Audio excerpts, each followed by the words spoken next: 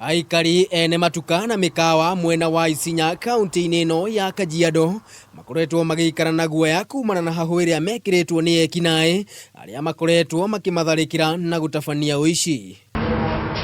Na kũrũmĩrĩra thĩna ũyũ, maabitha a borithi nĩ marĩkĩtie gũikia ngono ekũĩrwo erĩ, kũrĩa maabitha a borithi maugĩte no megũthiĩ na mbere na gũtabania birigiceni ya gwethana na ekinaĩ angĩ arĩa marekũĩrwo gũtabania ũici ũyũ marĩ gĩkundi. Tuliweza kurecover vitu baadhi ya zile zilikuwa zimeibiwa.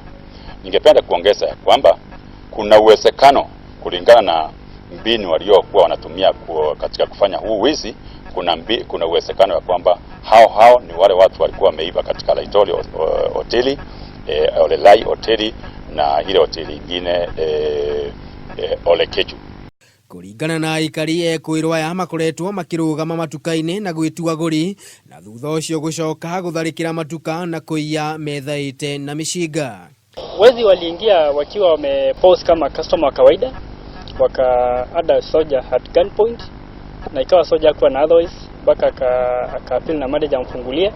Tukafungua, wezi wakaingia wakiwa armed, wakatufamia wafanyikazi wote, mpaka hata wale wateja tulikuwa nao ndani walifamiwa, walifunganishwa, wakaimbiwa simu zao zote, na wafanyikazi pia wakanyang'anywa simu zao na wakabeba mali yetu.